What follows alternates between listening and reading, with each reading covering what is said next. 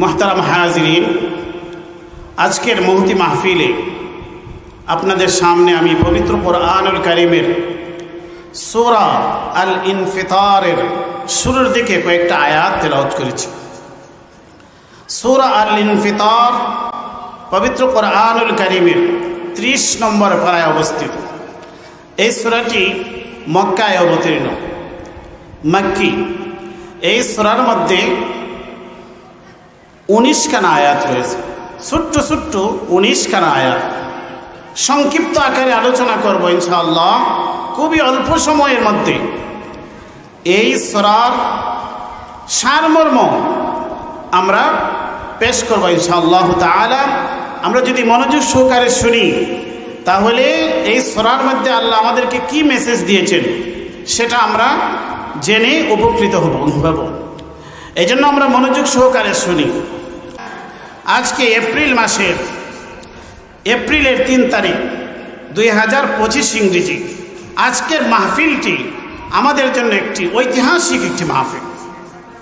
কারণ হচ্ছে যে এই মাহফিলে যে আমরা অংশগ্রহণ করলাম এটা আমাদের জীবনের জন্য একটি ইতিহাসের অংশ। কারণ আগামী যে 58তম বার্ষিক মাহফিল হবে, আজকে হচ্ছে 57তম মাহফিল। 58তম মাহফিলে আমরা আমাদের মধ্য থেকে অনেকে আমরা নাও থাকতে পারি, তাই না? আজকে যে আমরা এই সূরাটা শুনলাম এটা আমাদের জীবনের জন্য একটি স্মরণীয় হয়ে থাকবে, আল্লাহর কাছে, ফেরেশতাদের কাছে রেকর্ডেড হয়ে থাকবে। এই সূরাটি মক্কায় অবতীর্ণ। ইসলামের একদম প্রাথমিক যুগের যে সূরাগুলি, এই সূরাগুলির অন্যতম হচ্ছে সূরা আল ইনফিতার। এই সূরা সম্পর্কে রাসূলুল্লাহ সাল্লাল্লাহু আলাইহি ওয়াসাল্লাম ইরশাদ করেছেন, মান সাররা আয়ানজুরা ইলা ইয়াউমিল কিয়ামাতি কাআন্নাহু রা'য়ুল আইনি ফালইয়াকরা ইযা শামসু কুবিরাত ইযা সামাউন ফাতারাত ইযা সামাউন শাক্কাত। আব্দুল্লাহ ইবনে আব্বাস রাদিয়াল্লাহু তাআলা আনহু থেকে বর্ণিত এবং হযরত আব্দুল্লাহ ইবনে উমর রাদিয়াল্লাহু তাআলা আনহু উভয় সাহাবী থেকে এই হাদিসটি বর্ণিত রয়েছে। রাসূলুল্লাহ সাল্লাল্লাহু আলাইহি ওয়াসাল্লাম ইরশাদ করেছেন, যে কোনো ব্যক্তি যদি কিয়ামতের চিত্রকে সচক্ষে অবলোকন করতে চায়, দেখতে চায়, অনুধাবন করতে চায়, তাহলে যেন সে ফালইয়াকরা ইযা শামসু কুবিরাত ইযা সামাউন ফাতারাত ইযা সামাউন শাক্কাত। কোনো ব্যক্তি যদি কিয়ামতের ভয়াবহতা কাআন্নাহু রা'য়ুল আইন সচক্ষে যদি প্রত্যক্ষ করতে চায় তাহলে যেন 3টি সূরা সে তেলাওয়াত করে, ইযা শামসু কুবিরাত ইযা সামাউন ফাতারাত ইযা সামাউন শাক্কাত। এই 3 সূরার এক সূরা হচ্ছে ইযা সামাউন ফাতারাত। এই সূরার মধ্যে আল্লাহ পাক রব্বুল আলামিন কিয়ামতের ভয়াবহতার মাধ্যমে এই সূরার সূচনা করেছেন, আখিরাতের আলোচনা করেছেন, মুমিনদের পরিণতির কথা আলোচনা করেছেন, কাফেরদের ভয়াবহ পরিণতির কথা আল্লাহ আলোচনা করেছেন। এই সূরার মধ্যে আল্লাহ পাক রব্বুল আলামিন বলেন, ইযা সামাউন ফাতারাত। স্মরণ করুন সেই সময়কে যখন আকাশ ফেটে যাবে। ইযা সামাউন ফাতারাত। স্মরণ করো সেই সময়কে যখন আকাশ বিদীর্ণ হবে, পেটে যাবে। ইযা সামাউন ফাতারাত। ফাতারাত আর শাক্কাত। অন্য সূরার মধ্যে আল্লাহ বলেছেন ইযা সামাউন শাক্কাত। আকাশ পেটে যাবে, এত বিশাল আকাশ, এত মজবুত আকাশ, সেটা ফেটে যাবে। وَيَوْمَ تَشَقَّقُ السَّمَاءُ بِالْغَمَامِ وَنُزِّلَ الْمَلَائِكَةُ تَنزِيلًا। সূরা ফুরকানের মধ্যে আল্লাহ বলেছেন সেই দিনকে স্মরণ করো। وَيَوْمَ تَشَقَّقُ السَّمَاءُ بِالْغَمَامِ। যেদিন আকাশ মেঘমালা সহ ফেটে যাবে, বিদীর্ণ হবে, আকাশ থেকে মেঘমালা নেমে আসবে, এর মাধ্যমে ওয়ানুজ্জিলাল মালাইকাতু তানজিলা। আকাশ থেকে আল্লাহর কাছ থেকে বিশেষ ফেরেশতার বাহিনী জমিনে নেমে আসে। আল্লাহ বলেছেন ইদা সামাউন ফাতারাত, স্মরণ করো সেই সময়কে, সেই দিনকে, সেই দিনের ভয়াবহতাকে, যেদিন আকাশ বিদীর্ণ হবে, আকাশ যেদিন পেটে যাবে। ইদা সামাউন ফাতারাত ওয়া ইদাল কাওয়াকিবু ইনতাসারাত, আর যেদিন গ্রহ নক্ষত্রগুলি, তারকারাজিগুলি বিক্ষিপ্তভাবে ছিটকে পড়বে। আকাশ যখন ফেটে যাবে, আকাশ যখন বিদীর্ণ হয়ে যাবে, তখন আর আকাশের মধ্যে কোনো তারকারাজি থাকবে না।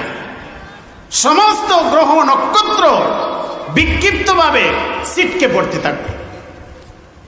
ইদা সামাউ ফাতারাত ওয়া ইদাল কাওয়াকিবু ইনতাসারাত ওয়া ইদাল বিহারু ফুজ্জিরাত, আর সাগরগুলি সেদিন ফুজ্জিরাত উদ্বেলিত হবে, উতলাবে।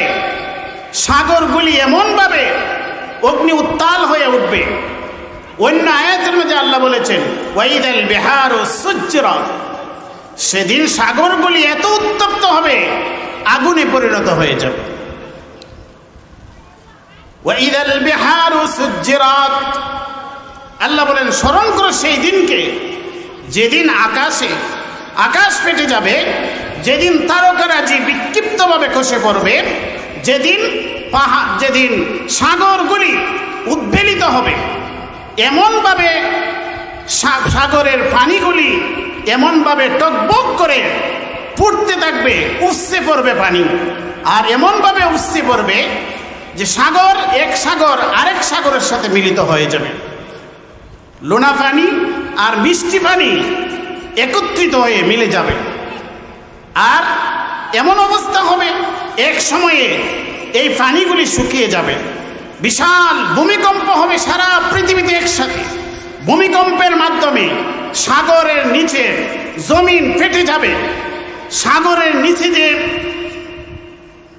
অগ্নি পদার্থ রয়েছে সেই পদার্থগুলি উপরের দিকে উঠতে থাকবে, সাগরের মধ্যে আগুন ধরে যাবে।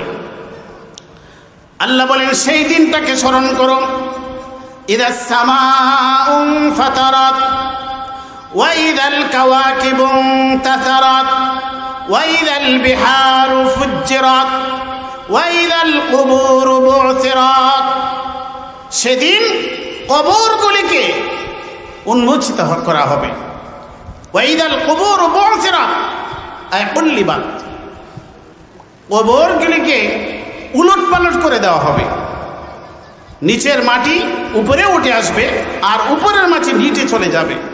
নিচে যে মানুষের কবরগুলা, মানুষের যে অবস্থান, মানুষের হাড়গুলি উপর দিকে উঠে আসবে এবং মানুষ জীবন্ত হয়ে হাসরের ময়দানের দিকে ছুটতে থাকবে।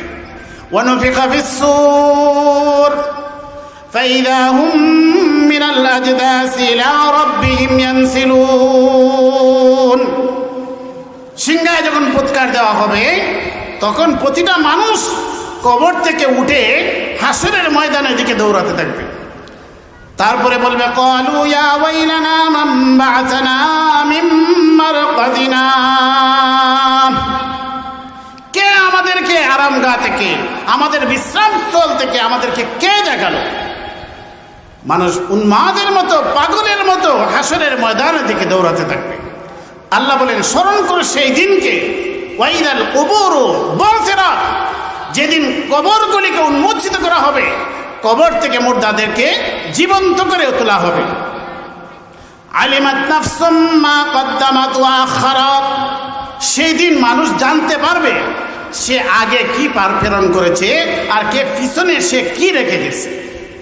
আলিমাত নাফসুম মা কদ্দামাত ওয়া আখারাত, দুনিয়া থাকতে সে আমল করে আখিরাতের জন্য কি পাঠিয়ে দিয়েছে, ও আখিরাত আর পিছনে কি রেখে গেছে। মানুষ রানিং যে আমলগুলা করে সেটা তার আখিরাতের অ্যাকাউন্টে জমা হয়ে যায়, আর মৃত্যুর পরে মানুষের কর্মের কিছু কীর্তি দুনিয়াতে থেকে যায়, যেমন সাদকায়ে জারিয়া।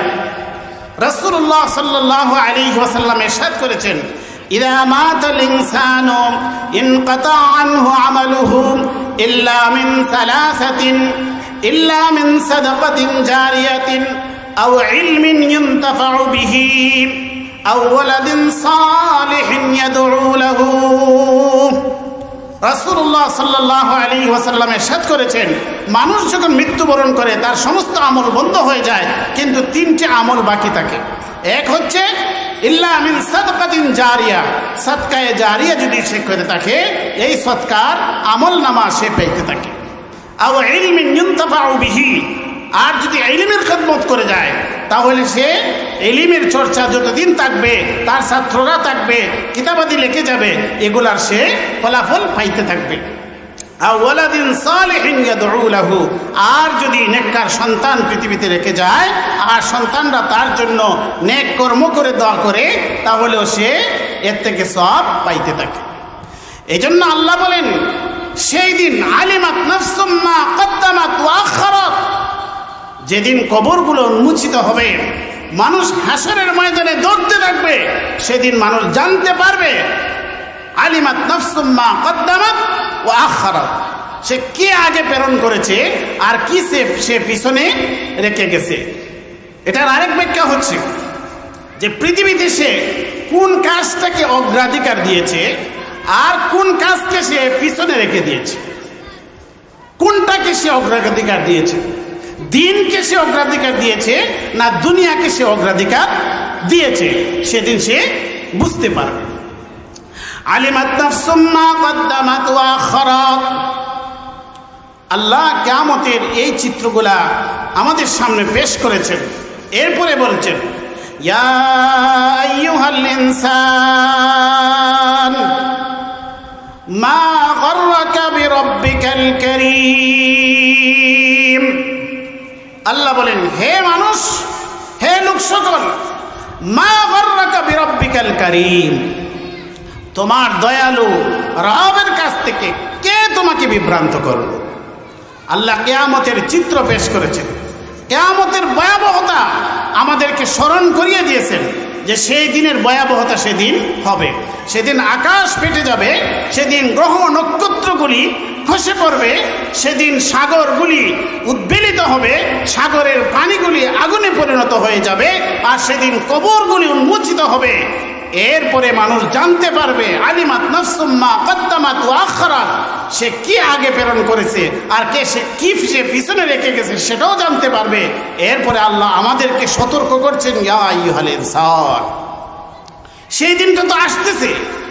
আল্লাহ বলেন, ইয়া আইয়ুহাল ইনসান মা গররাকা বিরাব্বিকাল কারীম, তোমার দয়ালু করিম দাতা আল্লাহর কাছ থেকে, তোমার রব থেকে কে তোমাকে ধোঁকায় ফেললো, কে তোমাকে বিভ্রান্ত করলো? মা গররাকা বিরাব্বিকাল কারীম, আমাদের রব কেমন কারীম, কেমন দয়ালু, কেমন দয়ার অধিকারী, কেমন অনুগ্রহকারী, সেটার বিবরণ আল্লাহ আমাদের সামনে দিচ্ছেন। আল্লাযী খালাকাকা ফাসাওয়াকা ফাআদালাক, আল্লাহ যে কেমন করিম, কেমন দয়ালু, সেটার বিবরণ দিচ্ছেন। আল্লাযী খালাকাকা, যিনি তোমাকে সৃষ্টি করেছেন বিনা অস্তিত্ব থেকে, আমাদের কোনো অস্তিত্ব ছিল না। আল্লাহ বলেন যে আল্লাযী খালাকাকা, যিনি তোমাকে বিনা অস্তিত্ব থেকে অস্তিত্ব দান করলেন, সৃষ্টি করলেন।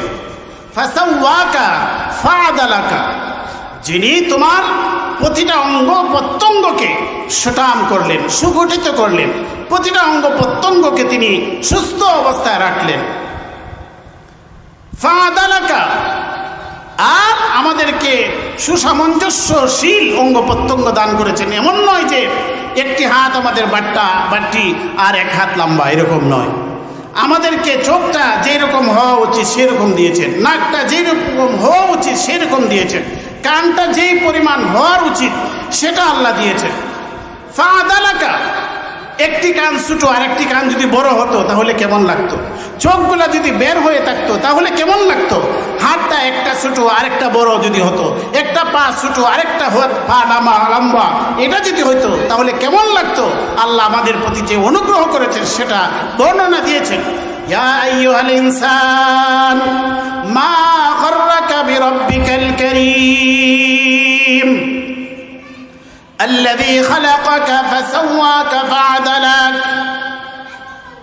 যিনি তোমাকে বিনা অস্তিত্ব থেকে সৃষ্টি করলেন, ফাসাওয়াকা তোমার অঙ্গ প্রত্যঙ্গগুলা সুগঠিত করলেন, ফাআদালাকা আর তোমার সমস্ত অঙ্গ প্রত্যঙ্গগুলিকে একটা সুসামঞ্জস্যশীল করেছেন, এটাকে সুন্দরভাবে তিনি বিন্যাস করেছেন। আল্লাহ বলেন ফি আইয়ি সূরাতিম মা শাআ রাক্কাবাক, আর তিনি যেভাবে চেয়েছেন তার পছন্দ অনুযায়ী সেই রকম একটি আকৃতি সূরত তোমাকে দান করেছেন। ফি আইয়ি সূরাতিম মা শাআ রাক্কাবাক, তিনি যেভাবে ইচ্ছা করেছেন তার চয়েসফুল তোমার জন্য যে আকৃতিটি তিনি চয়েস করেছেন সেটা সে আকৃতি তোমাকে বানিয়েছে। এই জন্য পৃথিবীতে এত কোটি কোটি মানুষ, একজন মানুষের চেহারা আরেকজন মানুষের চেহারার সাথে মিলে যায় না। পৃথিবীর সূচনা থেকে হযরত আদম আলাইহিস সালাম থেকে নিয়ে কিয়ামত পর্যন্ত সর্বশেষ মানুষটি পর্যন্ত যদি একত্রিত করা হয় তাহলে একজন মানুষের আকৃতি আরেকজন মানুষের সাথে মিলবে না। ফি আইয়ি সূরাতিন মা শাআ রাক্কাব, আল্লাহর বিশেষ কুদরত। অনেকগুলা গরু একত্রিত করলে দেখবেন একটা আরেকটার সাথে আলাদা করা যায় না। অনেকগুলি ছাগল, অনেকগুলি ভেড়া, অনেকগুলি কুকুর, শিয়াল একত্রিত করলে এগুলো একটার থেকে আরেকটা আলাদা করা যায় না। কিন্তু মানুষকে আল্লাহ আশরাফুল মাখলুকাত বানিয়েছেন, মানুষকে বিশেষ স্বাতন্ত্র্য বৈশিষ্ট্য দিয়ে প্রতিটি মানুষকে আলাদা আলাদা মডেলে আলাদা আলাদা আকৃতিতে আল্লাহ সৃষ্টি করেছেন। এটা যদি না হইতো তাহলে পৃথিবীতে অনেক বিশৃঙ্খলা তৈরি হয়ে যেত। তা আল্লাহ বলেন ফি আইয়ি সূরাতিন মা শাআ রাক্কাব, এই যে আল্লাহ করিম, ইয়া আইয়ুহাল ইনসান মা গাররাকা বিরাব্বিকাল করিম, তোমার দয়ালু আল্লাহ থেকে, তোমার করিম রব থেকে কে তোমাকে বিভ্রান্ত করবে? স্মরণ রেখো সেই দিনটা আসতেছে যেই দিন আকাশ পেটে যাবে। ইদা সামাউন ফাতারাত ওয়া ইদাল কাওয়াকিবু ইনতাসারাত ওয়া ইদাল বিহারু ফুজ্জিরাত ওয়া ইদাল কুবুরু বু'সিরাত আলিমাত নাফসুম মা কদ্দামাত ওয়া আখারাত। সেদিন এই ঘটনাগুলো ঘটে যাবে। সেই ঘটনা ঘটে যাওয়ার আগেই, সেই অবস্থা আসার আগেই তুমি সতর্ক হয়ে যাও। ইয়া আইয়ুহাল ইনসান মা গাররাকা বিরাব্বিকাল কারীম الذي خلقك فسواك فعدلك في أي صورة ما شاء ركبك كلا بل تكذبون بالدين। আল্লাহ বলেন কাল্লা, না কখনো নয়, তুমি বিভ্রান্ত হবে না। কেন তুমি বিভ্রান্ত হয়ে যাও? তোমাকে যে আল্লাহ দয়া করেছেন, অনুগ্রহ করেছেন, সেই অনুগ্রহ কি সর্বদাই থাকবে মনে করো? দুনিয়াতে আল্লাহ যেভাবে মুমিন, কাফির, মুসলিম, অমুসলিম, আল্লাহর ফরমাবরদার, আল্লাহর নাফরমান, নামাজি, বেনামাজি, সবাইকে আল্লাহ দয়া অনুগ্রহ দিচ্ছেন না? তো এটাতে তুমি বিভ্রান্ত হয়ে না। কাল্লা বাল তুকাযযিবুনা বিদ্দীন, আল্লাহ বলেন তোমরা তো কর্মফল দিবসকে, কিয়ামতের মহা বিচার দিবসকে তোমরা মিথ্যা প্রতিপন্ন করছো। কাল্লা বাল তুকাযযিবুনা বিদ্দীন ওয়া ইন্না আলাইকুম লাহাফিযিন,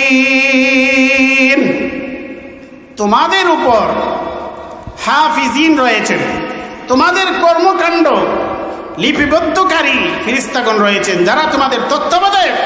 কিরামান কাতিবিন ইয়ালামুনা মা তাফআলুন, তোমাদের উপর তত্ত্বাবধায়ক রয়েছেন, হাফিজিন রয়েছেন যারা তোমার সমস্ত কর্মকাণ্ড তারা লিপিবদ্ধ করেন।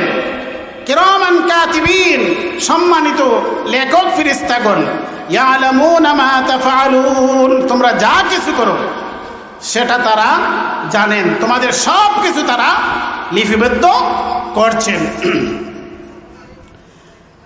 ইয়ালামুনা মা তাফআলুন ইন্নাল আবরার লাফি নাঈম।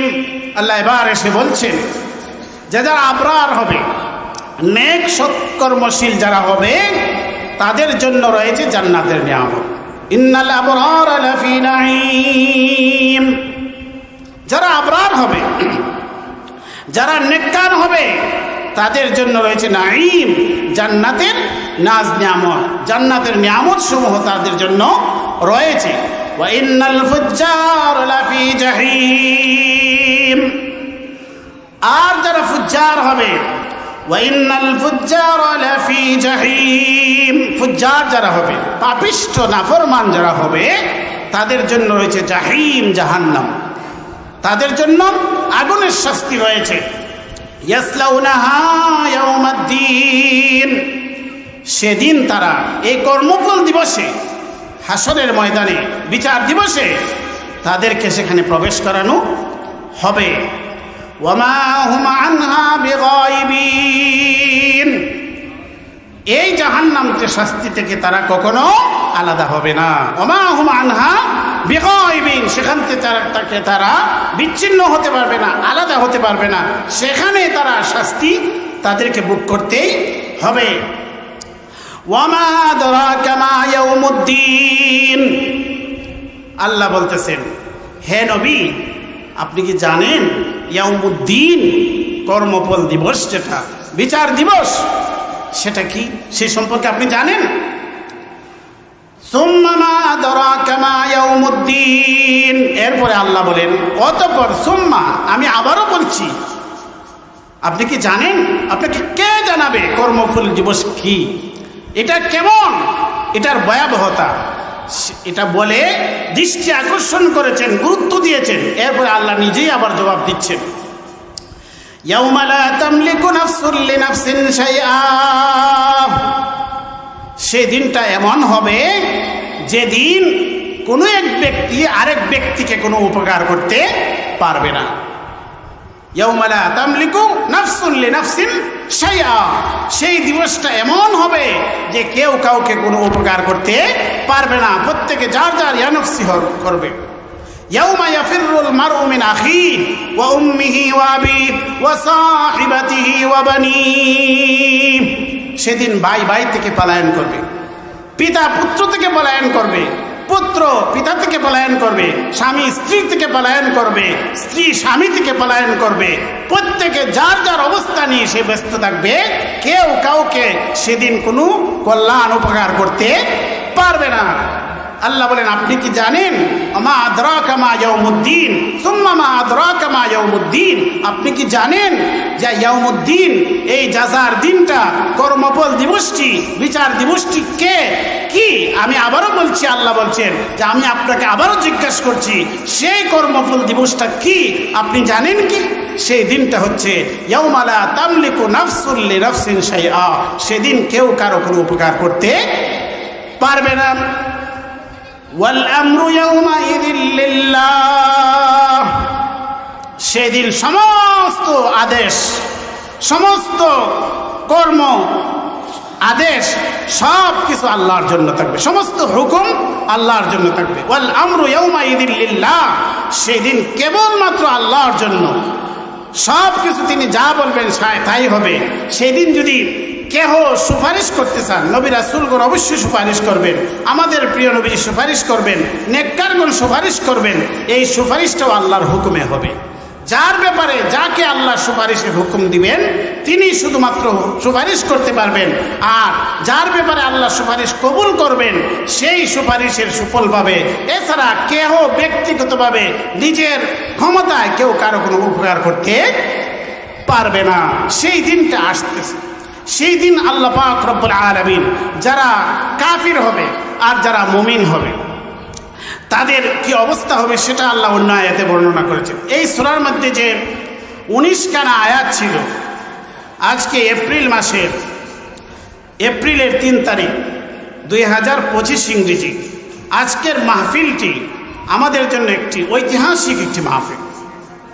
কারণ হচ্ছে যে এই মাহফিলটা, এই মাহফিলে যে আমরা অংশগ্রহণ করলাম এটা আমাদের জীবনের জন্য একটি ইতিহাসের অংশ। কারণ আগামী যে 58তম বার্ষিক মাহফিল হবে, আজকে হচ্ছে 57তম মাহফিল, 58তম মাহফিলে আমরা আমাদের মধ্যে থেকে অনেকে আমরা নাও থাকতে পারি, তাই না? আজকে যে আমরা এই সূরাটা শুনলাম এটা আমাদের জীবনের জন্য একটি স্মরণীয় হয়ে থাকবে, আল্লাহর কাছে, ফেরেশতাদের কাছে রেকর্ডেড হয়ে থাকবে।